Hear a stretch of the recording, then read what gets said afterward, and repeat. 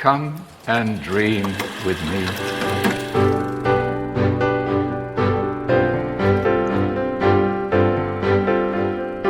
Hello, welcome to What Do You Want to Watch, the Explosion OX Premier Media Podcast. Every week we get together to talk about movies, TV, and online content. Help to answer the question, how important are interstitial images? Interstitial graphics. We'll get into it. I'm your host, Ash Shelby. Join me today, Don Blight. Yep. Leave it at that. On today's show, we'll be talking about what's in our watch history, going over some film news, giving some thumbs to trailers, and giving you this week's top 3. Kicking things off, we've already got a spoiler cast up for Ghostbusters Frozen Empire, the latest entry in the Ghostbusters franchise, and more directly a sequel to 2021's Ghostbusters Afterlife. We pick up with the new Spengler family living in New York inside the firehouse, doing their ghost busting, when they come across a relic that may or may not contain a world-ending ghost, and chaos ensues. Dylan, do you want to share your overall thoughts on Ghostbusters Frozen Empire? Similar to Ghostbusters, what's that one called? Afterlife. Yep. I thought it has lots of wasted potential, some cool ideas, but ultimately falls back into introducing interesting characters, having good casting, and then spending most of the movie just either going for nostalgia or just having characters tell you what's happening. And I disagree. I think it's a lot of fun. Yeah, I think, it's a good time. I don't think it's not perfect by any means. It's not Ghostbusters 1, but I think it's a fun family comedy. Good times, lots of fun characters. Some, it's not super action heavy, but obviously, this is a series. It's been, heavy reliant on paranormal stuff or like scientific stuff, so there's a lot of that in there. Kamal Nanjiani is fantastic as this new character tied to the ghost that they're dealing with. And then the clear focus is on Phoebe, the young girl who's struggling with, she's being called out for being too young and not allowed to be a Ghostbuster for a little while, and then she forms this very cool, very first lovey, I guess, relationship with a ghost. And that's kind of the core of the movie. I'll admit there are faults. The third act definitely is resolved very quickly. I would argue that's on purpose because that's a fight that can't be dragged out. It's either they either win that fight very quickly or they just lose. So tell that to Infinity War / Endgame. That's I think they stood more of a chance against. I think they stood more of a chance against Thanos, right? It's a drawn out fight. Everyone should keep their eyes out because there is a little Easter egg in the movie to set up the sequel, which is Bill Murray is a ghost throughout the entirety of this movie, and no one realizes it. I think he's real. I think if you watch it again, you'll notice that he is definitely not alive. I'm pretty sure. I think they're very distinct about what ghosts look like in these movies. Just saying, like, just decide. This movie plays with ideas about what ghosts can look like. I'm just saying, go back. Okay, well, definitely go to the cinema and check out if what Dylan said is true. So yeah, Ghostbusters Frozen Empire did solidly at the box office. I believe it did similar or better to Afterlife, but I don't think it's not a super success at this point. So yeah, I guess we'll wait and see how that one pans out. I went to cinema and I watched Wicked Little Letters, which is a British comedy starring Olivia Colman, Jessie Buckley, which they play neighbors in 1920s England, a small town called Littlehampton. Edith Swan lives with her, is like a spinster, living with her elderly parents, while Jessie Buckley plays a young mother who's moved from Ireland, a bit of a foul-mouthed kind of free spirit, whereas Olivia Colman's character Edith is much more straight-laced and religious. And Edith has started to get multiple, like at the start of the movie, it's her 19th very crude letter, in which she's getting sent like very mean-spirited, rude language stuff about her character and stuff. And her family believe it's Rose who is behind, her next door neighbor who's behind it, because she's sweary and foul-mouthed. So yeah, there's mystery, kind of a mystery behind who's sending these letters. It's very clear very early on that Jessie Buckley's character didn't do it. Rose didn't do it because she would just say it to your face.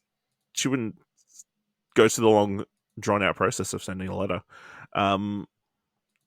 Yeah, so then you've got the bumbling police officers, but then there's the one police woman played by Anjana Vasan, who's kind of trying to get to the bottom of what actually happened. Yeah, it's a fun little, British comedy. Olivia Colman is very good in it. Jessie Buckley is very funny. Yeah, it's just a sweet little film. Hits the emotional beats it needs to hit. Is it sweet? Because I thought there was a lot of swearing. I mean, it's sweet to me because swearing's fun. Yeah, really great. Rafe Spall plays Timothy Spall plays Olivia Colman's father, and he is the perfect piece of shit. Like, controlling, misogynistic, the type of villain that you want in like this, but not like overly terrible, like just terrible enough, Yeah, so this was a fun time. I recommend checking out Weekly Letters, playing in cinemas at the moment. Yeah, enjoyable time. Dylan, you went and watched the new Sydney Sweeney movie, Immaculate, a movie that is causing a lot of online discourse. I did. How good. Love a bit of the discourse. What'd they give it? An 8, I think? Yes. I think. There you go. Off the top of my head, can't remember. Yeah, so full review up on explosion.com. I'm done for this one. So 8 out of 10 I gave it. I really enjoyed it. It's about Sydney Sweeney plays a Sydney Sweeney plays a character. What the fuck's her name? Cecilia. She is a nun. She's been invited to come to, I think it's Italy. Yeah. She goes there to like join a new covenant there. And she's very happy, excited about the opportunity to join like such a more prestige. Like, she's coming from America. I don't know if Sydney Sweeney's possible. I don't know if she could hide a like sort of American accent even if she tried, to be honest. So they don't even try that. She's coming from America to go to this Italian one. She gets there. It's a little bit weird at first. You've got like a lot of people really happy, including like the Reverend Mother. She's like really excited about having there. You've got the head what do you call him? Minister dude, whatever. I don't know. Priest, church brother. stuff. Priest, yeah, whatever. Like, dude, main one, he's happy about it. You got a couple women who are like evil eye now, like as they just seem like the school bullies of nuns, if that's a thing, I guess. But everything seems fine. And then I don't know. I did put in my review because I didn't know if it was like actually in any of the trailers, but I watched one of the trailers the other day and it did show it. So I don't know I'm just going to continue. I'm going to just continue to be vague because I didn't actually know what the point of the movie was going into it. The one trailer I watched didn't show the main thing, but some weird stuff starts happening. Long story short, and the church is not all as it seems. Surprise, surprise. I think this falls into I've seen some people throwing around. I saw the word this morning in someone's tweet about it. Nunsploitation as as a genre, and I'm like, I've never heard that before, but that probably should be a genre at this point. Like, there's enough movies. Yeah, there's enough movies about nuns, horror movie nuns that there probably should be a genre. It felt very giallo inspired, like slasher inspirations, Italian cinema and stuff there, European cinema, which would make sense to me, especially considering where it's set. I would say it's also really interesting because this is directed by Michael Mahan, who did this is I think it's actually the third film or second film, I don't know, but I've only watched The Voyeurs, which I watched last year with Sydney Sweeney as well. So this is their follow-up team up to that, and that's a completely different genre, completely different style again, and I think that like showcases the talent and the partnership that possibly these two have struck up between each other, because apparently the story between this movie was Sydney Sweeney really liked the script and wanted to do it, and then it wasn't happening, so she produced, this is her second thing she's now produced alongside Anyone But You, which are completely different genres, but nonetheless. Yeah. Slow burn, very beautifully shot. I think the cinematography was fantastic. The on-set locations, they're actually, this is all in whatever city it is. I can't remember off the top of my head, but so you got these like very, like the castle of the location where the nuns are in the church and stuff. Like, it's all very beautifully shot, and I really enjoyed that. The sound design is really, really good as well. Lots of creepy stuff happening, which is super important to a horror movie, obviously. The slow burn of it may turn some people off a little bit. But at an hour 29, just shy of even 90 minutes, like I don't think the slow burn overstays. It's like till shit starts happening in the third act, if that's your worry. And the third act, I guess, is where the people start to walk out of the cinema, especially in like the last 10 minutes of the movie. I think the last 10 minutes of the movie is the most talked about thing from it, to the point that their Neon's doing a fantastic job at using people's tweets and outrage about it to for marketing. The trailer they put out, Libs saw how the anti-woke crowd embraced Sydney Sweeney as their new darling, and right away had to shove her in this blasphemous, satanic, feminist, pro-abortion, anti-life movie degrading Christians. This movie also debases Mary, Mother of Christ. Yeah, From so it's probably at Aurora Faced on Twitter. Yeah, and I think that's like a huge, like, that's better than that very short, succinct tweet is is a better explanation of the movie than my entire review. So good on them. The the final 10 minutes is going to be the make or break for some people, I feel. Even to the point that they love the way they've been playing into some of the marketing. The Neon tweeted out a what do you call it, accolades trailer with a bunch of reviews, like taglines in it on their Twitter timeline the other day, and all it is Sydney Sweeney screaming for like a minute straight in the background, which isn't looped. It's actually from one scene in the movie. And it just keeps showing like these quotes from people's reviews about it. I was like, you know what? Yep. So yeah, I really enjoyed it. I and again, like, I'm definitely a fan of Sydney Sweeney. I think she's definitely fallen into that. I even, like, obviously, if you go back the other times I talked about Euphoria, especially season 2, when I was talking about when that came out, 2 years ago. She was absolutely stellar in Euphoria season 2, and not that I thought she was a bad actress in the first season, but I think season 2 was really where I was like, you know what, she's like really, really good in this, and she gets underrated because of her body and the fact that she does a lot of nudity and stuff, and she gets, like, she could potentially have gone down the road of getting typecasting, but the fact that she doesn't walk away from that and isn't like a shame that she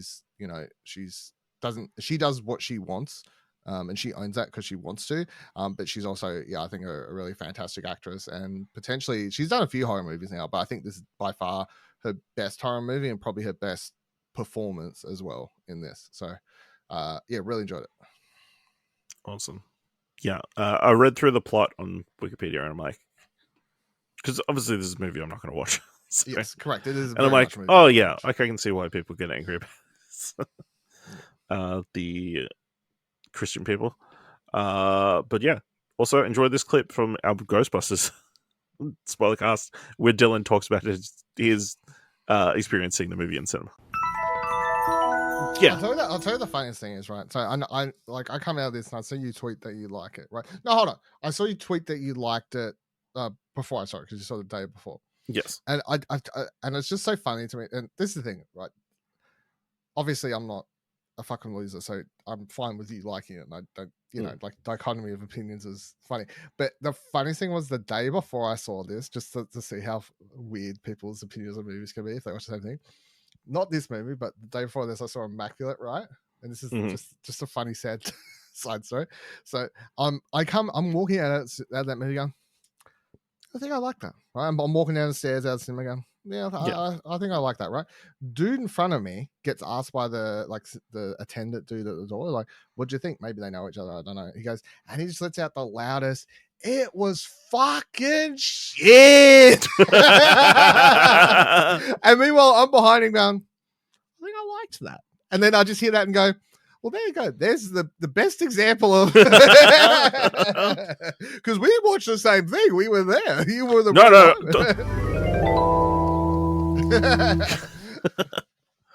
Dylan, you also watched another horror movie. This one about to be released. Winnie-the-Pooh, Blood and Honey 2. Yeah. So Winnie-the-Pooh I watched a couple weeks ago. I need to write my review today. Let me put it. So Winnie-the-Pooh 1. Thought it was meh, probably bad, right? So I'm going into this with that. This is actually quite good. Mm-hmm. Surprisingly better. To the point where I think everything I said about, I think if I was to go back and listen, I think I said something around the first one when I talked about it a month or so ago, where I was like, there's signs of good like filmmaking here and ideas and everything like that. Like everything from the cinematography to the way they tried to build up stuff. And I'm like, it just felt like a budget constraint thing. And I think this movie's proved that to be the case. Because they do this thing in this movie where it is called Winnie the Pooh, Blood and Honey 2. However, from what I can gather, it's almost like, yes, it takes place after the first one, but they sort of act like the first movie is actually a movie inside this world, like a true story version of that, like a B grade horror movie within this world. Because there's a scene in this movie where they're talking about like what Christopher Robin went through in the first one, and some character is watching the first movie on their TV screen, like it's a B schlock version of the story that they've gone through, and they're friends with Christopher Robin, so they're like, "Oh, turn that shit off," like all that sort of stuff. Because they recast Christopher Robin, like they've got a much better actor in it, and he brings here's the thing. Ash is never going to watch this movie, right? Because it's not going to be anything for him. This movie is sacrilege. It's sacrilege, right?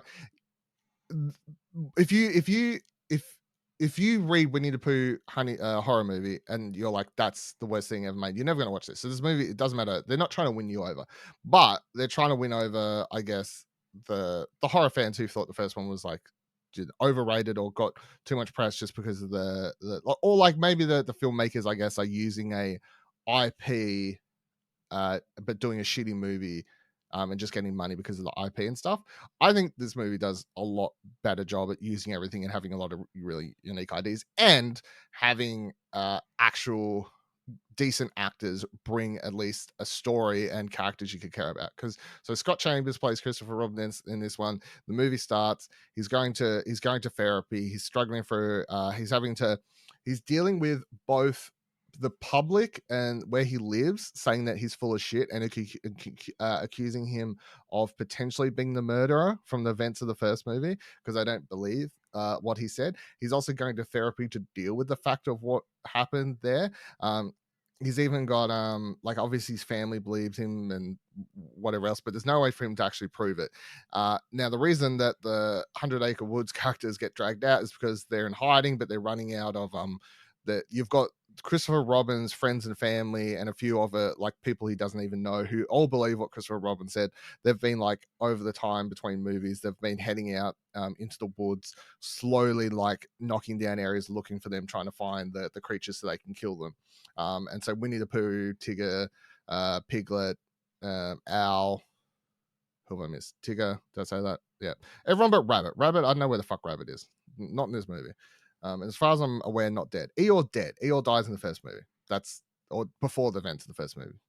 So they're getting hidden out. So then they get found out, and then they come out and they kill the people, and now they're going to march into town and they're going to kill everyone because they're villains, right? Lots of really cool scares, lots of really cool inventive kills. So if you're a horror movie fan, you're gonna a lot of the kills are a lot of fun. I was consistently shocked how much I went into this movie thinking it was going to be very similar to the first one, and I was maybe going to end up pulling out my phone, and I'm just going to like maybe get some like slight enjoyment, but then in the down scenes, just like, you know, maybe scroll Twitter for a minute. But the movie actually had me hooked the entire way through. The weirdly, the pacing between the scenes where Christopher Robin's talking to his family or his girlfriend or friends, and like I actually felt bad for him. There's a scene where he got his friends are like setting up a nightclub or they're trying to do a rave, and then he heads there with his girlfriend, and then his girlfriend's friends are talking shit about him, how they don't want Christopher Robin to be there because they'll think like people won't come to their party because they think he's a serial killer. And then his girlfriend like tells their friends off, it's like, how dare you this, and he leaves. I'm like, I sort of feel bad for the dude. Like it weirdly hooked me into this this horror version of Christopher Robin's like story and what he's going through. And lore wise, what they do for explaining what they do lore wise and build upon from the first film into explaining these creatures, Winnie the Pooh and co, is of course fucked up, but I'm like, yeah, sure, that works for lore reason why these creatures are hiding out in the woods and stuff. It's shot really well. Musical. I honestly, I'm shocked that this is anywhere near as enjoyable as it is. And I'm gonna tell you that that's like there's two of my favorite corny ass lines in this movie. One of them I won't say because it's a huge spoiler, but there's another scene where these cops like they find the den that all the 100 Acre Woods friends had been hiding out, and they fucking creeping down. This is the only one I'll share the podcast. They're creeping down and they're going around. They're like, oh man, this place is fucked up. They're like, they're pointing their guns around, and then they go into this other room, and you see Tigger's like face come up behind one of the cops, and then the cop's like, nah man, this is so creepy, let's bounce. And you just hear Tigger go, that's my line, and then he like fucking kills everyone. I was like, man, this is, you know what. So yes, if you like horror movies, I weirdly recommend this. Not for you. Never was going to be for you. No. Yeah, in any world, was this movie going to be for you? Take Winnie-the-Pooh out of it, it's still a horror movie. Not for you. Yeah, no, I'm good. So I've watched the first 2 episodes of X-Men 97, the new animated series. I heard it's woke, Ash. I heard it's woke. It is woke as is all X-Men content, because it's always been about the minorities, you know, being persecuted by the majority. You know, these outcasts being rounded up and pretty much hunted because they're different. And it's only apparently people only just realized the metaphor of the series, the allegory of what the X-Men were. No. I mean, they made it extra on the nose, maybe, by just outright saying. But yeah, I'm sure everybody's kind of seen the clip that's been floating around on social media of the. I haven't actually watched it. The dude fighting up Cyclops. No, I saw the screen. I've seen the screenshots and I've seen the tweets, but I haven't actually watched the clip. So. Well, I mean, you've seen the screenshots with the text. It's pretty much that, except in motion. Okay, good point. Yeah, so picking up like a year after the events of the series, how much did you watch of the X-Men animated? When it was on TV, that's it. Like, just when it was on. Yes, so similar kind of thing. I went back and watched like a refresher video. I doubt I watched everything, but it was reasonably helpful, kind of setting up the series, and also kind of setting the stakes of how crazy this series actually went and how bold, like, they went in like some crazy storylines. Like, you would expect it's like each episode the X-Men just show up and fight some sort of random villain that's pretty close, but they went anywhere and everywhere. There was so many time travel elements, lots of different villains that they probably wouldn't have expected, especially at the time. It's like, in my mind, I thought it was like, oh, this week they're fighting Magneto again, this week they're fighting Sentinels, this week they're fighting Magneto again. It's like, you know, just very recurring villains. It seems like they kind of tackled the full spectrum of the X-Men in that series, so which is why it's so beloved. So yeah, it picks up a year after the apparent death of Professor X.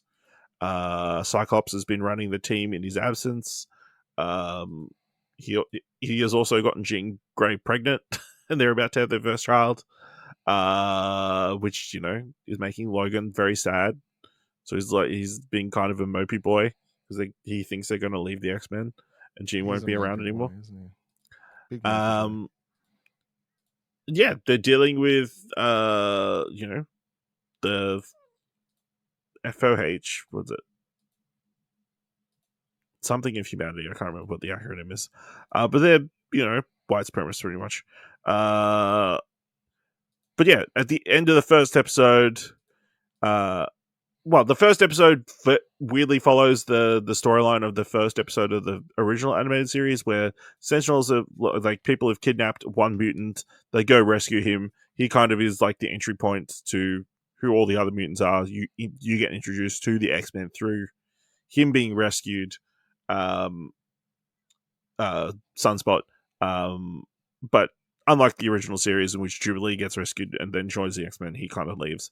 And then the first episode ends with, it turns out, Charles Xavier left the X-Men and all his, the school, all his inheritance to Magneto. So now Magneto is in charge of the X-Men. But in the second episode, while he's trying to be a good person and fulfill Charles's dream, the UN's like, hey, you committed a bunch of crimes. We think you should stand trial. Fair. You should not be helping the X-Men. You should be in prison. Yeah. So then the FOH attacks the UN to try and, kill Magneto or something else. Yeah. I'm enjoying it. The animation looks incredible. Like it's obviously, animation has gone a long way since the 90s. And especially, I think the last season of the show, from what I was told, they plan to finish the show the season before. So like all the like creative leads and that kind of side left, but then they got renewed for another season. So a whole new bunch of people came in and it wasn't quite up to the same standard because everybody would kind of left. But yeah, I think it looks fantastic. I mean, the voice acting feels a little bit weird, but maybe it's because they're trying to make it connect to the 90s show and kind of have a similar kind of tone to their voices and that kind of stuff. Storm is a little bit dialed down. She's theatrical, but she's not as theatrical as she was in that show. But yeah, I mean, they're tackling some pretty interesting storylines and also tackling they're kind of going in some directions that probably would not have fit on a kids TV show, kids animated show. Yeah, I think it's really good. Obviously, it is causing a stir, which is cool. Because the more bigots out themselves, the better. So yeah, I would recommend checking out X-Men 97. Also, I watched the documentary Freaknik, The Wildest Party Never Told. So this is the story about a event started in the 1980s in Atlanta, which revolves around there's a bunch of historical black colleges in Georgia, in Atlanta, and so one of them was like doing like events for college students, and then they wanted to have an event during spring break. A lot of people would go to other places, but a lot of people, because they came to the historically black colleges because they're black, couldn't afford to go home for the break. They're gonna hold an event in Atlanta, and they called it Freaknik because at the time they were putting freak into all their the names of their events. It was like a theme, and it was just like it's a picnic. That's why it's called Freaknik. Get it? You put Nick at the end of freak. So yeah, it started off as like this small event, but then it became this kind of yearly tradition, and it kind of grew from there, where more and more people were coming to Atlanta. Became like this weirdly big event, big cultural event for Atlanta, where all these people would come to the city just for this party, I guess. But then the city kind of starts to grow in a different way. They get the Olympics, and they're kind of obviously developing the city in a different way to accommodate the Olympics. And the event kind of just starts to take a different tone, where it was more about black people having fun together and that kind of stuff, where it starts to get very male gazy. And there are a lot of reports of like sexual assaults and that kind of stuff, to where they eventually have to cancel the event. So yeah, the documentary kind of documents the history of the event and like how it kind of developed from its original good intentioned events to something a little bit more darker, and then also documenting attempts to kind of bring the Freaknik branding back in recent years. So yeah, interesting documentary, worth checking out on Disney Plus. Very One other funny you said like you explained that whole thing, and again it's still like it's on Disney Plus. yeah, I mean it's a Star documentary, so yeah. Yeah, so I also went to the cinema and watched Waitress the musical, which is a live recording of the Waitress Broadway musical, starring in this rendition Sarah Bareilles, who wrote a lot of the music for the musical. The musical is based on the Adrian Shelley. Yeah, it's based on the Adrian Shelley movie of the same name, which starred Kerry Russell. So yeah, they made a musical about it. Music by Sarah Bareilles, written by Jesse Nelson. Massive Broadway hit. Has been running for several years. Obviously, the show stopped when COVID hit, and then the show came back, and they just decided to shoot this live performance. So it follows a woman named Jenna who works at a pie diner in like rural America, who is in a terrible marriage where her husband is very possessive, and is kind of a jerk and a dick and a loser, but she feels obligated to fulfill her her vow to him to be with him forever, whatever. It turns out she gets pregnant with her husband, and then she starts an affair with her doctor, and plans to win a pie making contest in order to leave her husband with $20,000. So yeah, it just follows a lot of the people who work at the diner, and Jenna's like kind of pregnancy and that kind of stuff.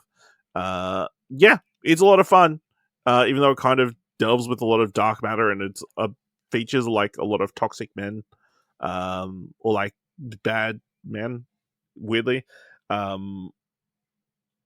Yeah, it's a good time. If you're into musicals, I would recommend checking it out. I don't think it's going to be in cinemas very long, so I'm sure it'll be on premium video on demand soon-ish. But yeah, that was cool. It was interesting seeing that in the cinema. All right, let's move into the mandatory Netflix segment of the show. And Dylan, you watched Hell Camp, Teen Nightmare. I did. This is pretty good. So this is about weirdly, I think it's similar-ish to whatever the one I watched the last week's episode about that where it was like that girl's perspective and going back to like being dragged out of their homes. The program, yeah. So it's like similar topic because it's about this camp that's put together by again some dude who's like, of course, like surprise, surprise, he's not really in it and does a lot of fucked up shit. Maybe his intentions start good, but his intentions by good were still like, these people, these kids, they don't read the Bible anymore, and like, oh fucking, they're doing drugs and whatever. So it's like this camp that's set up for, hey, if your kid is bad, and by bad it's like maybe they're just teenagers, like maybe they're smoking a bit of pot. I don't know. Like the level of bad described in this can range from starting fights to they stole a bottle of alcohol. You know what I mean? Like I don't know. Yeah. Like just it's also just a generational thing where I go, well, that's like I don't know. like a degree of like teenage normality compared to, oh my god, what will we do to fix this? So it's similar sort of thing where it's like some of these people, they just get sent off. Some of the other kids, wake up middle of the night, they're being dragged out of their fucking room, put onto a bus, dragged out into the middle of the desert. Hey, you're here, you're on this camp. The big thing is there's a part like maybe 20 minutes, half an hour to it, where it's like the first time someone dies on one of these camps, and that was by like dehydration, more or less, because they were like given no water. They were told to like, you got to make it from here, point A to point B. They were sent out and they just die.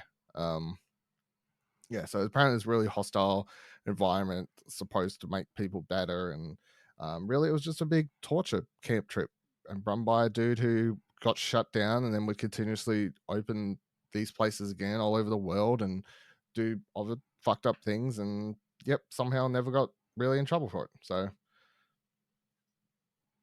go America. Yep.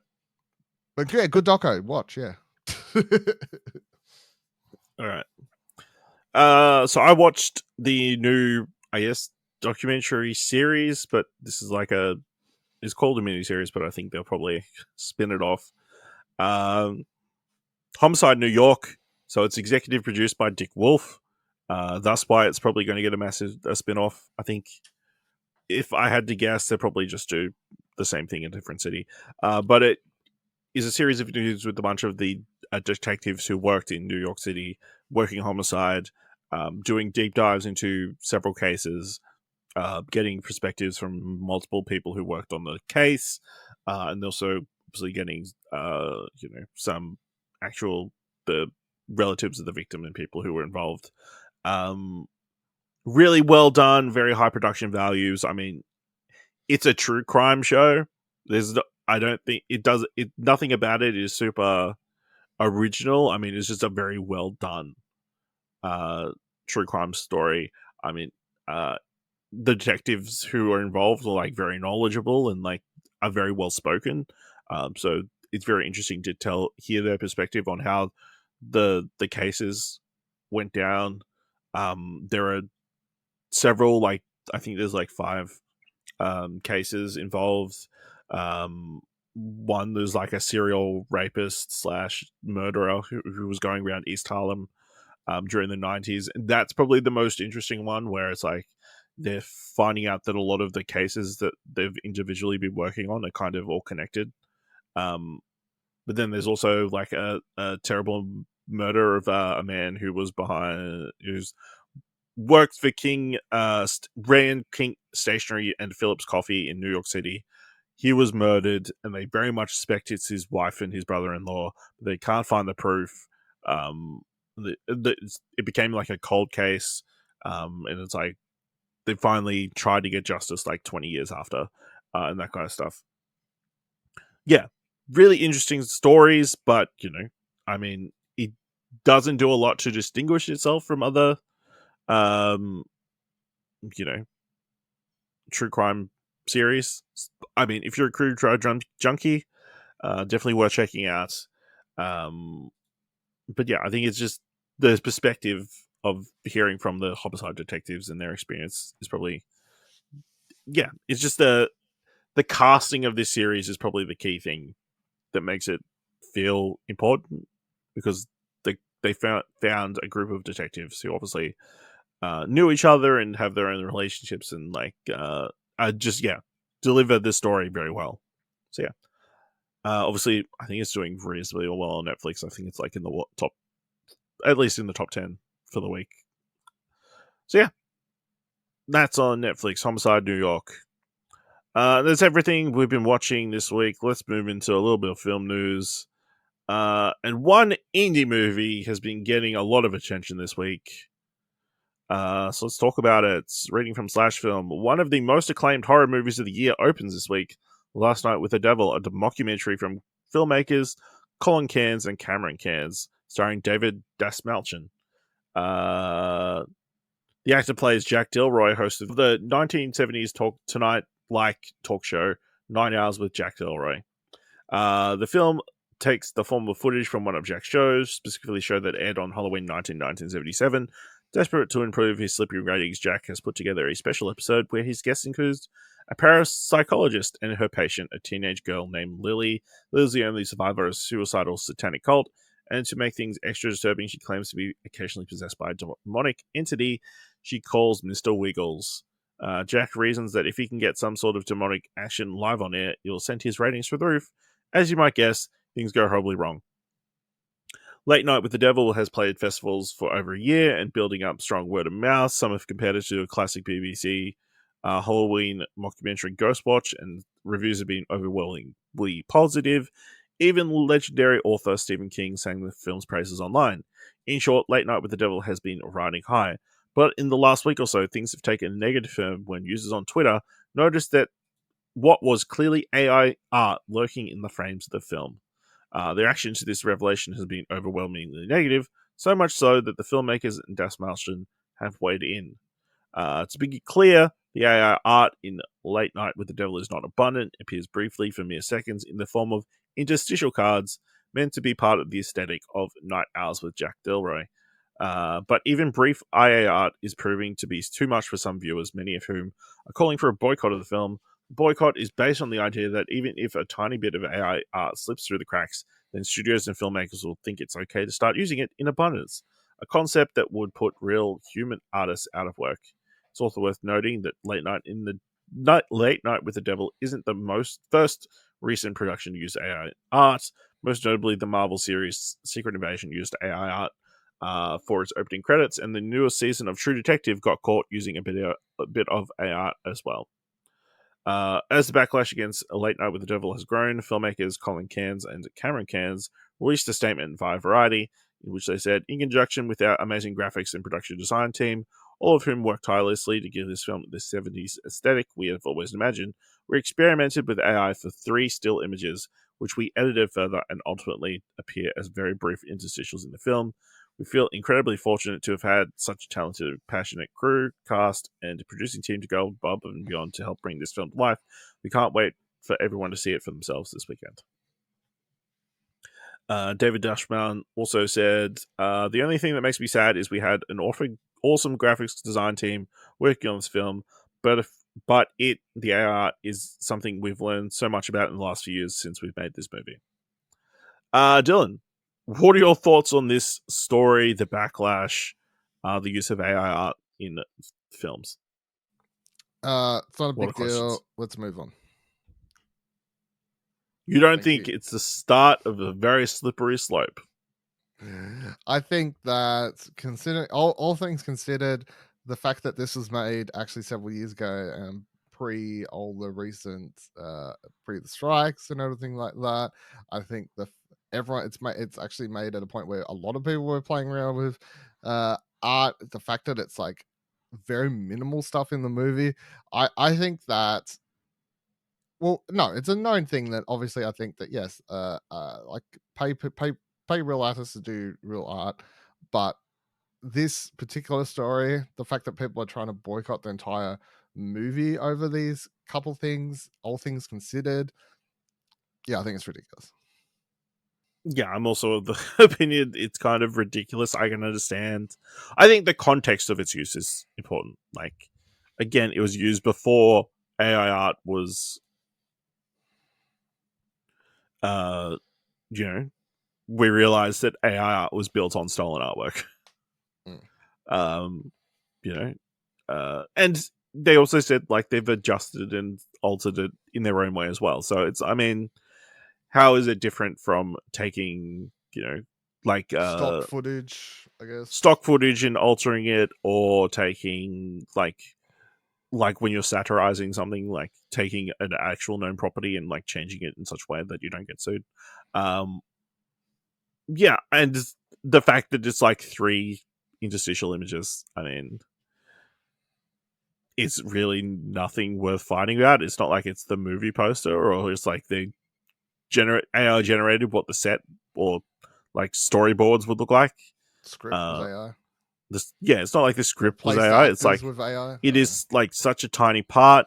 The people who actually would have made the artwork were involved in the process, so it's not like anybody was not paid. Yeah, it sounds like Uh, it. Really, it sounds like the art team at the time when I was making this and AI was like, getting more hey, accessible. They let's were like, try let's this play out. around with this. Yeah. So Yeah, so uh, yeah, I mean, I'm sure there's instances where I wouldn't be against this kind of thing. Like, my mind jumps to like, you know how if you have to make like fake like products to put in the backgrounds of things, like fake cereal boxes and that kind of stuff. If they wanted to AI generate a design for a fake cereal box, I'm not going to be super upset. You know, it's like I yeah, I think it's just like a scaling thing with AI. I think AI will be involved in the process of these kind of things in some way, and I think yeah, I going think anything that's slightly AI is terrible. Is look, I'm scared of the AR future, but it's inescapable to a yes, degree, and I think as much as a lot of people may hate it, including like I think a lot of the AI stuff that's around now is a bit dumb and pointless, and I think some of it's handy and what it like. So it's definitely a mixed bag, but mm-hmm. yeah, if you're like, unfortunately, it's here to stay. So we're gonna have to find a way to use it in a way Ethically, that ethically and not take people's jobs, help people do their jobs better, maybe. I don't know, and like make sure it's just always noted or explained. Yeah, it's a tricky subject, but yeah, the fact that people were like, you know what, I was excited for this movie. It's one of my most anticipated films of the year, and then because of these three very small images in the film, I'm ready to kill the directors. Like yeah, that's some of the stuff. Basically, what some of the tweets read like. yeah. So, yeah, interesting. You know, I mean, yeah, it just seems like there's so many films that you could have boycotted for so many different reasons that are like substantially more worthwhile than this. You know, yeah, I mean, it'll be the next movie that's made with AI that's probably going to be, we've already talked about that Edith Piaf movie that's being made with, massive AI made to reuse her voice and stuff like that. So, I mean, there's much more pertinent uses of AI to boycott. So, yeah. On an unrelated note, we here at the Explosion Network are running a competition. We can win a double pass to go see The Late Night of the Devil. So check out the link below if you would like to win. Of course, you have to be an Australian resident. But yeah, enter. Just interesting timing on that one. I'm telling you, the day I'm like, right, the fact that I'm sitting here one morning, like reading everyone on the internet going off about it, and I'm like, might just post up this competition. Yeah, this might get some good SEO this week. All right.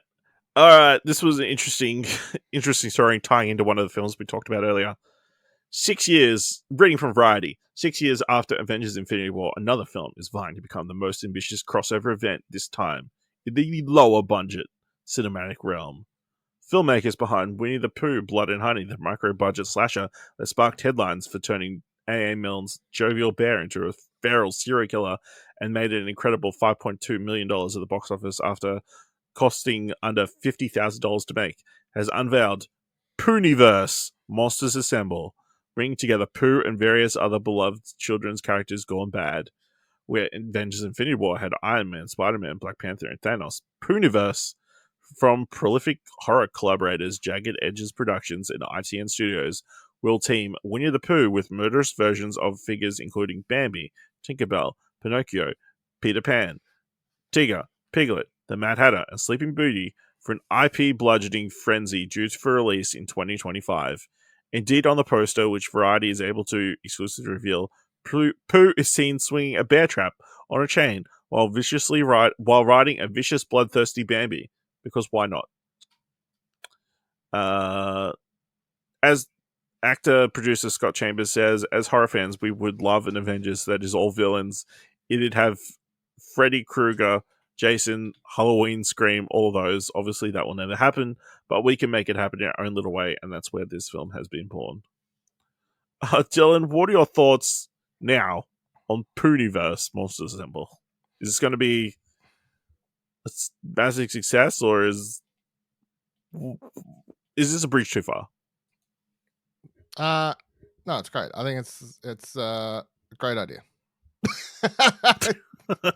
I think why not? If you've got the success of something, and the first film proved to be such a success of a niche crowd, but like the amount of money it costs to make these films, obviously, it's like fuck it. I know people, and look, I love a lot of these things. There's like I always think like if you look at my lap, hold on.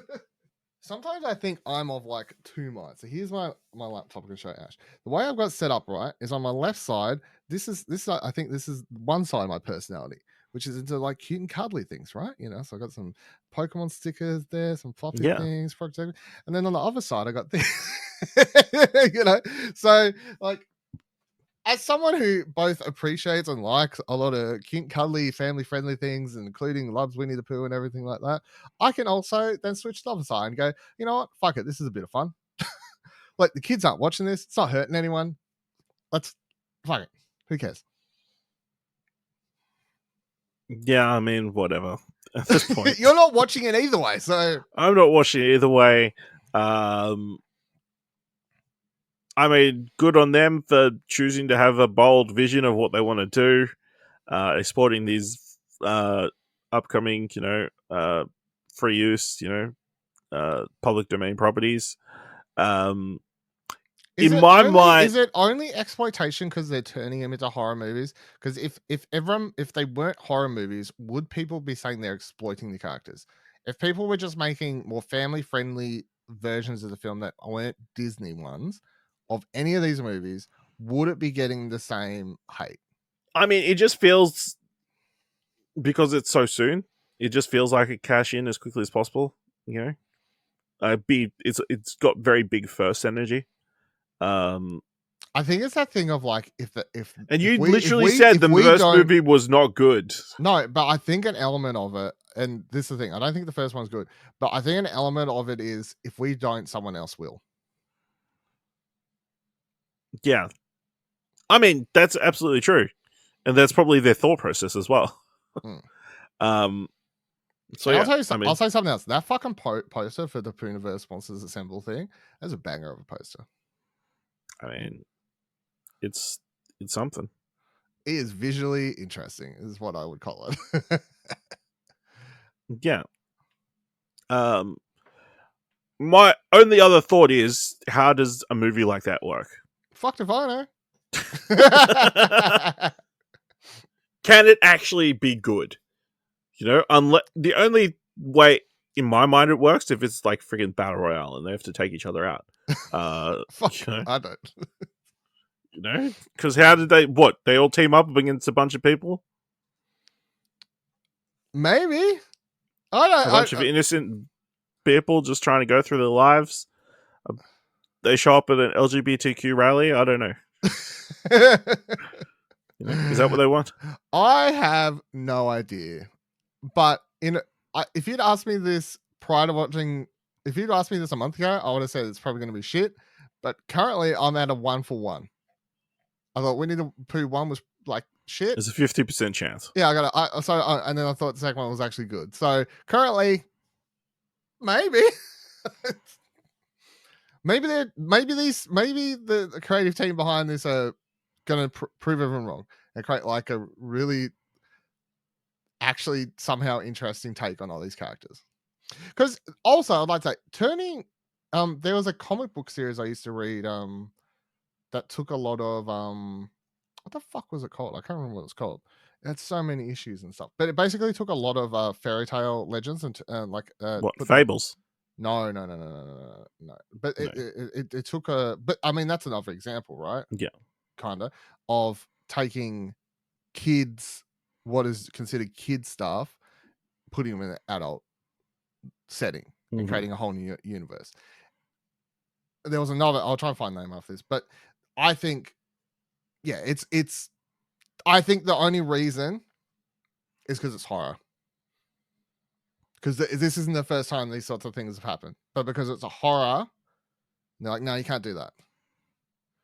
Now, if Winnie the Pooh was in a setting like Fables, smoking but detectiving, maybe that's fine. Maybe that's fine. Shit, then, that's a great you know? idea. Let's do that. You know?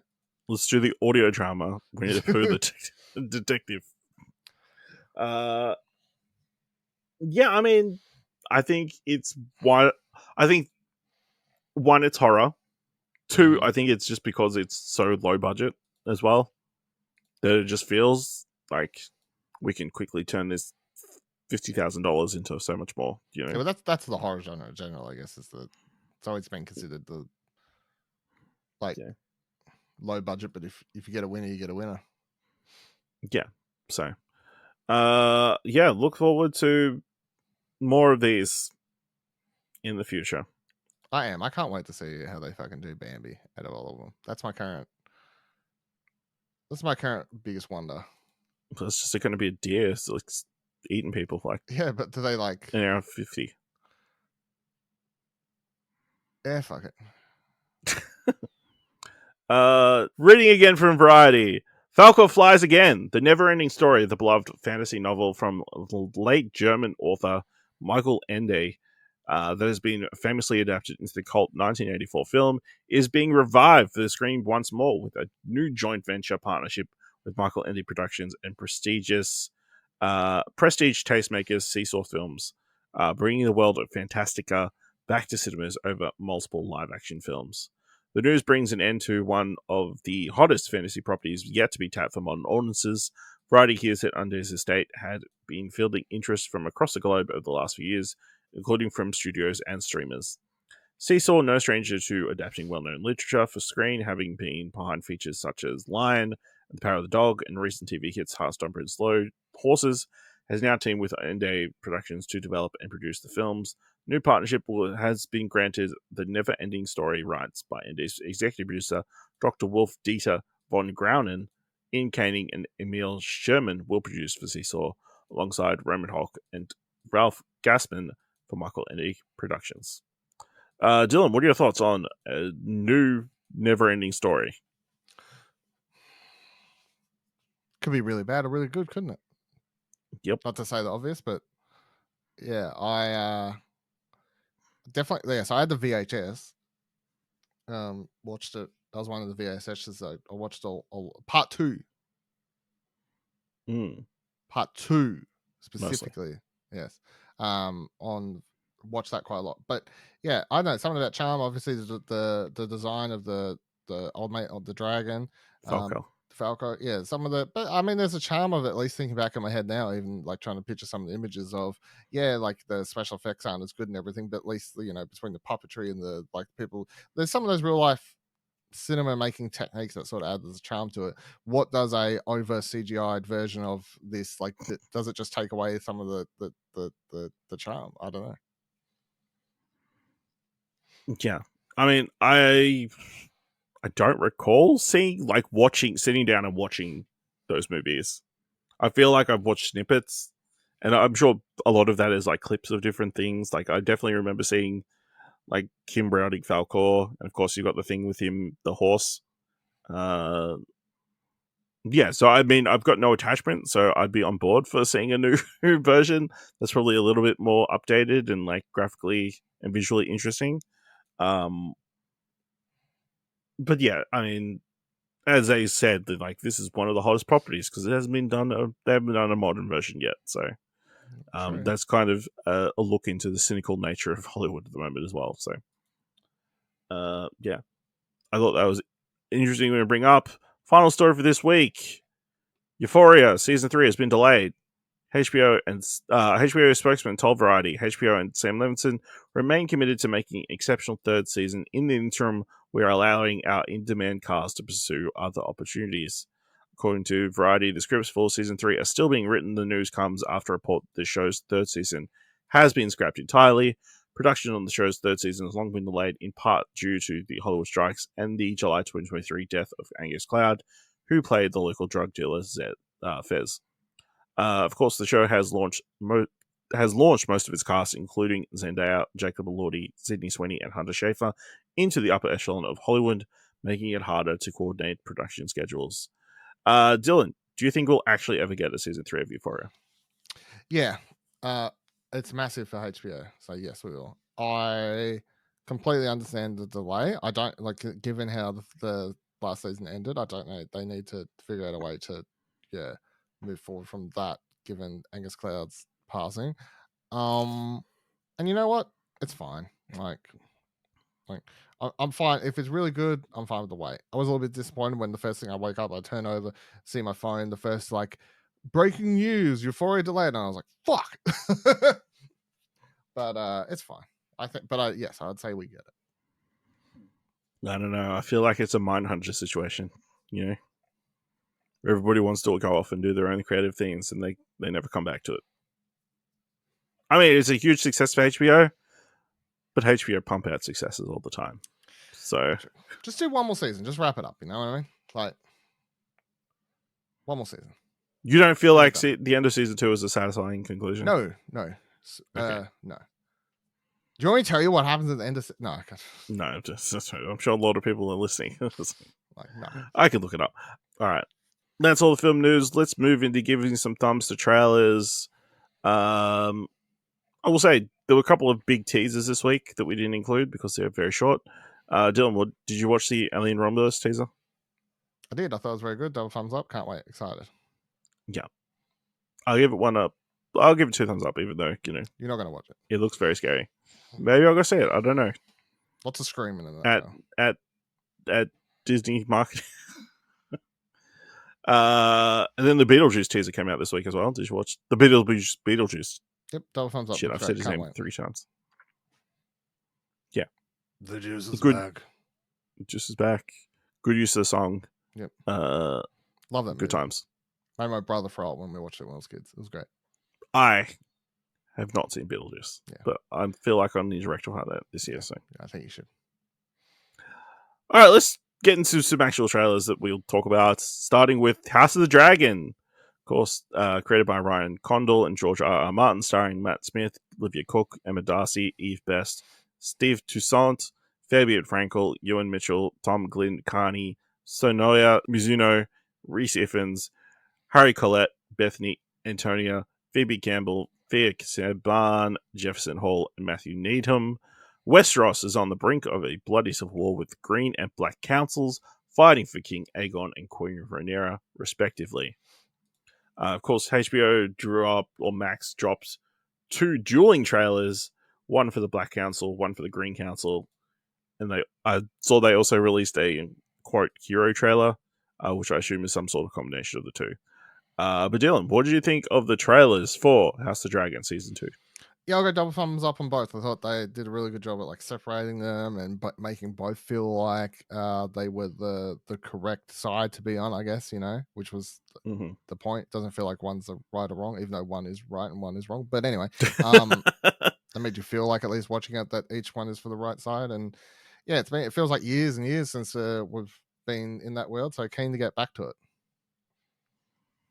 Yeah, I mean, 2 thumbs up. I mean, it looks fantastic. Like you said, I think very well marketed. This was a smart marketing move. When you've got clearly 2 sides, and some people will be split. Stoke that fan base flame, you know what I mean? Stoke the flames on fire between people. I don't know if I assume people know who's going to win in the end, but do they? Because obviously it's based on a book. Yeah, but unless people Google the ending of the book. Or have read it. Then I would say no, they don't. Which I doubt anybody has. Who would have read this book in this massive franchise? And you know what happens last time they did an adaptation of something? That's true. They went in a completely different direction. So anything can happen. Anything is possible. Anything is possible. Yeah, I think fanning the fires, really smart move. But yeah, it definitely got me keen. Definitely need to watch a recap or something from the last season, because obviously it's been a while. And if I do go back and watch all the episodes, I should go listen to South of King's Landing, our Game of Thrones / House of Dragon podcast, which will be starting back up when House of the Dragon returns on the 17th of June on Binge. Next trailer is The Veil, created by Stephen Knight, starring Elizabeth Moss, Yumna Marwan, and Josh Charles. An international spy thriller series that explores the surprising and fraught relationship between two women who play a deadly game of truth and lies on the road from Istanbul to Paris and London. One woman has a secret, the other a mission to reveal it before thousands of lives are lost. In the shadows, mission controllers of the US CIA and French DSGE must put differences aside, as difficult as it may seem to be, and work together to avert potential disaster before it's too late. Dylan, what do you think of this trailer?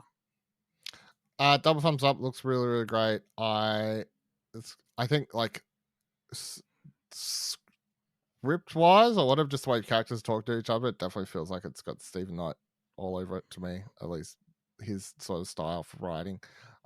Elizabeth Moss looks fantastic as she is in most things. Love a globetrotting sort of spy thing. So yeah, ticks a lot of boxes for me. I'm in. I'm a 1 up, 1 down. I mean, it looks fine. Okay. You know, I think you're drawn in by the allure of Elizabeth Moss. Maybe. What's wrong with that? No, there's nothing wrong with that. It just looks like a fine spy thriller. You know, it just feels a little bit derivative. You know, of some other stuff that's been released recently. So that's my opinion. But you can make your own opinion when it releases on Disney Plus the 30th of April. Next trailer, Harold and the Purple Crayon, directed by Carlos Saldana, starring Zachary Levi, Lil Ray Howery, Benjamin Botani, Jermaine Clement, Tanya Reynolds, and Zoe Deschanel. Inside of his book, Adventurous Harold can make anything come to life simply by drawing it. After he grows up and draws himself off the book's pages and into the physical world, Harold finds he has to learn a lot about real life, and that his trusty purple crayon may set off more hilarious hijinks than he thought possible. When the power of unlimited imagination falls into the wrong hands, it will take all of Harold and his friends' creativity to save both the real world and his own. Dylan, what do you think of the trailer for Harold and the Purple Crayon?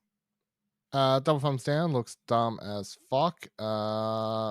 Probably going to be one of the worst years of the movie. I looked up the original book series or whatever it's based on. I was like, that's probably an idea for a fun animated thing if it's stuck to its actual concept. Anyway, here's Zachary Levi. Fuck off. I mean, the funny thing is they already did an animated thing. TV series. So, why do we need this then? Move on. On HBO back in the early 2000s. Dylan, as we established, everything needs to be remade and everything needs to be live action. But yeah, I'm going. I mean, 2 thumbs down, but I mean, it's meant to be a kids' family film, but I wouldn't wish this on any kid. I mean, yeah, I mean, it's a lower grade. I don't know. These are for the bad kids. But you know, he puts that helicopter on that thing at the end. That's like, funny. You split the class in two, and the good kids can go watch a Disney movie, and the other kids have to watch this. It just seems like a very weird choice when it's clear in the book that Harold is a little kid with a purple crown, and you decide to make it Zachary Levi. It's like Shazam. Yeah, that just seems like a weird choice. Why wouldn't you just have a kid like with a purple crayon in the real world? That would make more sense. Good question. It's also weird that everything he draws turns out to be like an evil monster or whatever. But yeah, I don't know. No, thank you. So this one is releasing in Australian cinemas on the 12th of September. Looking forward to watching Imaginary though. Which one? Both. No, that one's out already. Yeah. So I was about to say, I'm pretty sure it's out. You can go see it. The one that's directed by Randall Park. Oh, okay. Yeah. Sorry. Yeah. Yeah. I mean, this is another one that's based on a book that I feel like we didn't get here in Australia, but is a seminal one in America. Interesting. Side note, thank God. Oh, no. No, what was it? Thank God you're here. No, dear God, it's me, Margaret. Oh, yeah. Yeah, that's on Prime Video at the moment. Is it? There You you go. can stream it for free, so do that. It's a good movie. And watch that instead of watching this in future. Next trailer, Scoop, directed by Philip Martin, starring Gillian Anderson, Rufus Sewell, Double Billy thumbs up. Piper, and Keely Horse. What? I had Gillian Anderson. The behind-the-scenes story of the women who negotiated with the Buckingham Palace establishment to secure the scoop of the decade that was a public catalyst for the downfall of Prince Andrew in a televised interview which focused on Andrew's relationship with the convicted pedophile Jeffrey Epstein and allegations of Andrew's sexual assault of a minor, which Andrew denies and in early 2022 settled out of court for a $12 million settlement. £12 million settlement. The interview was later described as less of a car crash than a plane crashing to an oil tanker, causing a tsunami, triggering a nuclear explosion. Dylan, what do you think of this trailer for Scoop? Yeah, it looks great. Double thumbs up. It's funny how it's not funny. It's just weird how fast these things get pushed out. Like you'll be like, didn't this just happen in real life? And then it's like, boom, it's now into a movie. But because quite often I'll see things. You'll see. I used to joke growing up a lot of times with my dad. Like you'd see you'd hear like a murder story on the news or something. You'd be like, man, can't wait for that to be a movie in 10 years. But now it's like you see a real life event happen. It's like, damn, that'll be a movie in 12 months. Yeah, in 12 months basically. But yeah, I mean, look, Gillian Anderson and Billy Piper, I'm probably in at the casting. I don't even need to know what it was about. At that point, I'll go, I'm in. And then, yeah, really interesting true story, obviously. I think the guy playing Andrew looks like an absolute fucking, like he's really getting his pompous dickhead face right, I think. So is that illegal, the whole... Maybe. Anyway, yeah, looking forward to it. Double thumbs up. Yep. Yeah, 2 thumbs up for me as well. Just an interesting mix of like behind the scenes of like setting up like an interview like this and like how you go about doing this, because obviously, you know, they don't want to talk about it, but how do they convince Prince Andrew to talk about this on BBC News? Just seems crazy. And I don't particularly remember. I don't recall seeing this interview or anything, so I mean, it would be interesting to live this or relive it for the first time, I guess. Do you sleep? I don't need to see the interview. I just read the news, the Twitter stuff around it. It was a while ago, you know. You're such a Gen Xer. So yeah, 2 thumbs up from me as well. This one is releasing on Netflix 5th of April, so not far away. That's next week. It is. Yeah, it is. Not even joking. That's next week. Last trailer for this week, The Acolyte, created by Leslie Headland, starring Amanda Stenberg, Lee Jong-jae, Manny Jacinto, Daphne Keane, Charlie Barnett, Jodie Turner-Smith, Rebecca Henderson, Dean Charles Chapman, Junis Sutomo, and Carrie-Anne Moss. An investigation into a shocking crime spree pits a respected Jedi Master against a dangerous warrior from his past. As more clues emerge, they travel down a dark path where sinister forces reveal all is not what it seems. Dylan, this is one of the most disliked Star Wars trailers on the internet. What did you think of the trailer for The Acolyte? Double thumbs up. Star Wars is back, baby. Let's go. It's weird how those things usually correlate with whatever's the most liked. Is weirdly, that's apparently the things I like the most. What is the best? This is the most disliked? Yeah. I can't tell if I'm the bad Star Wars fan or they are. I think we know. But yes, it looks really great. I love the just visually fuck you volume, piece of shit. Great locations, great shooting, all these fantastic cast of a mix of people you probably haven't seen in a lot of stuff, but then you go, oh, her, that's a thing. Like, I mean, I know who a lot of them are, but like for general public, I'd be like, oh, that girl that was in the thing. Was she in the X-Men movie? Oh, that's right, with Logan. That's right, the girl from that. And then Carrie-Anne Moss, and everyone goes, oh, Trinity's here, awesome. And then what was that guy? Oh, that guy. Yeah, he was in the Netflix show. What was that called? Oh yeah, Squid Game. Cool, awesome.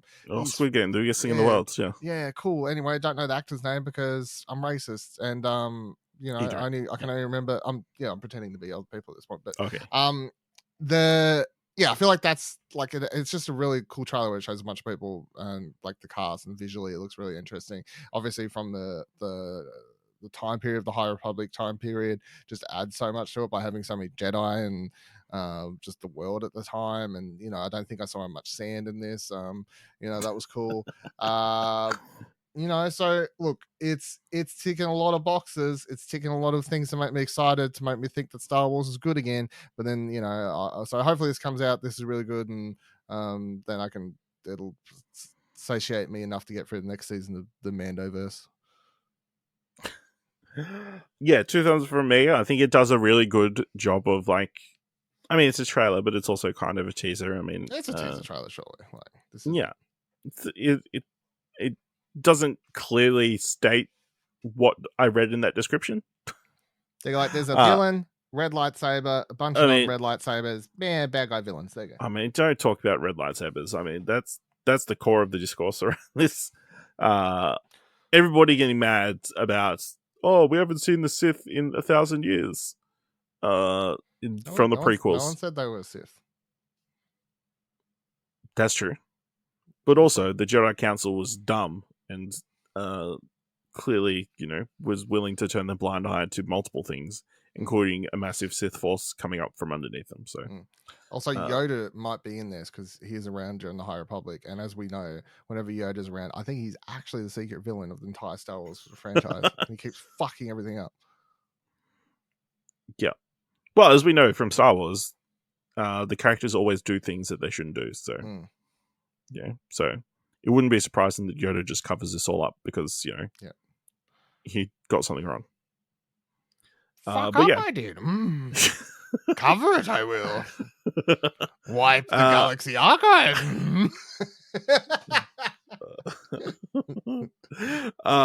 Visually looks really interesting. Like a lot of settings that we haven't seen in Star Wars, and it's just got a really interesting vibe. Cool to see a lot of Jedi. Lots of that. I mean, the final shot of them all lighting up their lightsabers all together. That's cool. Even if it's just one person with a red lightsaber.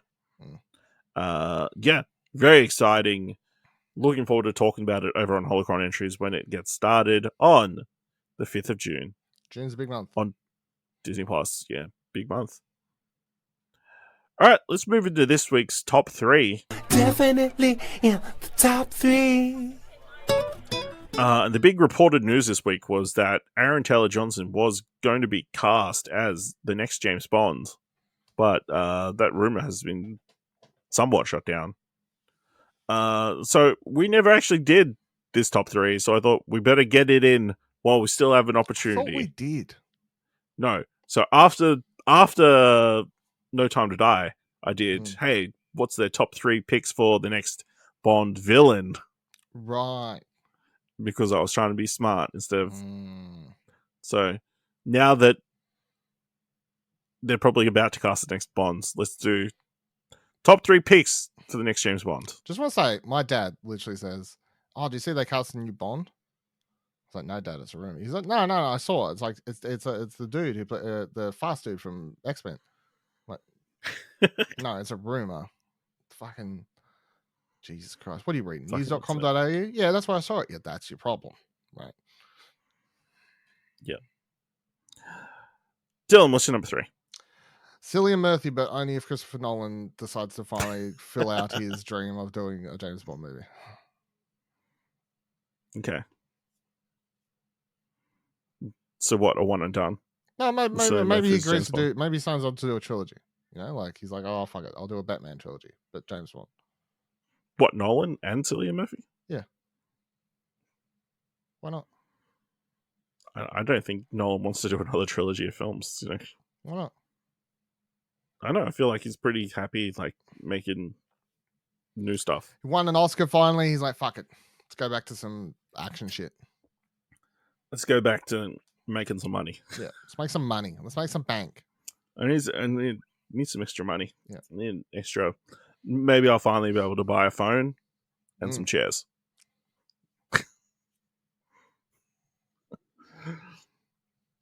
My number 3, Jack Loudon. Of course, you can see him currently on Slow Horses, but was in Dunkirk and Benediction and a bunch of stuff. I think he'd be a good fit, even though, I love him in Slow Horses. It's definitely a different kind of character in Slow Horses, maybe a little bit more bumbling, comedic. But I could see him pulling off like a more professional and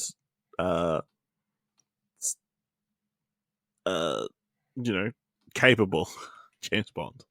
So yeah, that's my number 3. Dylan, what's your number 2? Number 2 is Theo James. So what happened is that Daniel Craig was in Layer Cake, which was a production done by Matthew Vaughn, but also friends with Guy Ritchie. Guy Ritchie, right? So Theo James was just in The Gentleman, which is done by Guy Ritchie. So that means he's going to get cast as James Bond. That's a good thought process. Just connecting the dots, right? Yeah. My number 2 is Dan Stevens. Got a great look. It's fantastic in everything I've seen him in. Even though a lot of what I've seen him in has been the more crazy, wacky kind of stuff. But I remember you enjoyed Apostle, which was reasonably action heavy. I like a lot of things Dan Stevens in, yeah. Yeah, and then The Guest is something that constantly gets brought up. This is very good. You could watch that, I think. You could watch that. That's fine for you to watch. That's a I thriller. don't know if he's done anything like super action heavy from the quick look. But I reckon he could pull it off. He did Sleeping Beauty. Oh no, he's about to be in Godzilla X Kong. So I mean, this is his proving ground to be the next James Bond. So yeah, that would be my pick. I think he's probably at 41. Yeah, it's interesting. It kind of depends on what they're looking for. Like, is it they want the next person to make the next commit for like 20 years? Yeah, But they never might used be a to bit cast like that, so I hope that's on how they're thinking. They used to just cast, and then if someone signed someone on for a movie or two, and then if they could get them to do more, they could. But if not, that's All right, Dylan, who's your number 1? Let's Lashana Lynch. Let's just stop fucking around. As James Bond. Yep. Sure. Jenny Bond. I mean, they should just do the spin-off with her as 007.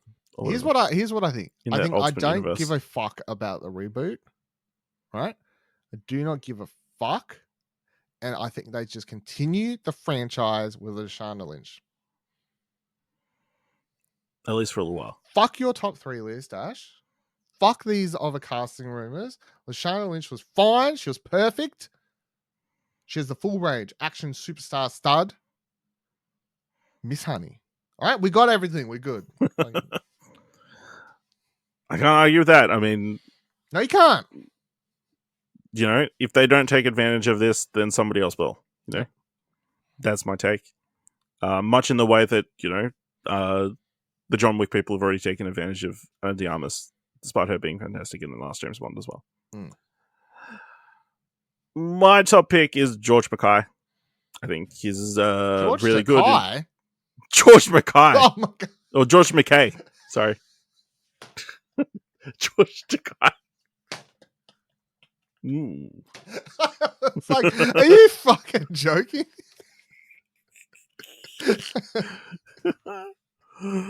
Yeah, really fantastic. Obviously, he started in 1917, which obviously directed by Sam Mendes, who is someone who's made a bunch of James Bond movies.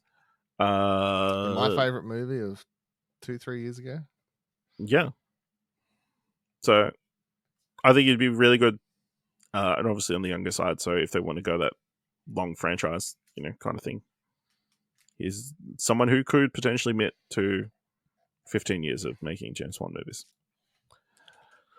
All right. 3 Dylan, white dudes. I mean, here's my take. One, you don't want to give someone all the hate and that kind of stuff of not being a white dude. And I just don't think you should. I think James Bond is, such a seminal character. I don't think it's worthwhile making someone of another race or whatever, And yet you fitting in that role. nominated George Takei. And like maybe if Dev Patel had not had Monkey Man coming out this year, maybe he would be on the list. But now that he's doing that, let him do that instead of being stuck doing James Bond. Yeah. Dylan, this week, what do you want to watch? Winnie-the-Pooh. E Capitano, which is the Italian nominee for best picture, that best foreign film that didn't win, but that's finally in cinemas this week in Australia. Not my cinema, but anyway, that's what I would pick from this week's releases. Yep. And then on the TV side, I'm gonna go with Old Mate Fraggle Rock. Ooh. Second season. Did you watch the first season? I think I watched a little bit. Would like, if I get time, I'd love to finish it, but I enjoyed it. So, but yeah, so more of that. Cool. All right. My pick, Godzilla X Kong, the new empire. Let's see, giant creatures running way faster than they should. Fighting monkeys. The Year of the Apes continues. But also shout out Perfect Days, which was Japan's entry for Best International Feature Film. Didn't get nominated, but for all reports, fantastic movie. That's releasing in cinemas. And then on the TV fronts, Steve Martin, a documentary in 2 parts. A documentary about Steve Martin is releasing on Disney Plus. Oh no, Apple TV Plus this week. I don't know if they release it. I'm assuming it's multiple 2 episodes. It would be very surprising if it's not. So, yeah, and they're both releasing on the same day. So, yeah, that's what I'm looking forward to from the director of 20 Feet from Stardom. So, very keen to check that out. Can I just say, before you wrap up, just remembered news from this morning that you would bring up because you don't care. But Maxine, August 8th, right? That's a full month after the American release date. Fucking bullshit. Yes, it is better than Pearl. 100% is better than Pearl. Pearl got fucked. However, I mean, it's better than X. Did X go in cinemas? Yeah, but it was much worse. True. I don't think X got released in Australian cinemas. I don't care, right? X, Pearl, fantastic films. History says everyone loves them. I love them. They're great. Everyone's like, yeah, this Thai West thing is fucking great. Let's keep making them. And then they're like, no, fuck you. A month later. All right, I'm looking to watch them, Maxine. But yeah, isn't Mia Goth super problematic at the moment? Is she? I think she's accused of physical abuse. Can't keep up. Yeah, didn't she there was a story of her beating up one of the extras on something? Fuck if I know. Might have to cut that. That's what happens. That's what happens when she. That's what happens when you date Shia LaBeouf, I think. And I mean, a month after the US, I mean, that's not that bad. No, pirate it then. How the Purple Crayon isn't coming out till a month after the US? Oh no. Let us know what you want to watch this week by going to explosion.com/Twitter or jump to Discord at explosion.com/Discord. If you want to help us out here at What Do You Want to Watch, leave us a review on Apple Podcasts or on Podchaser, leaves 5 stars, and you can leave 5 stars or just tell people about the show.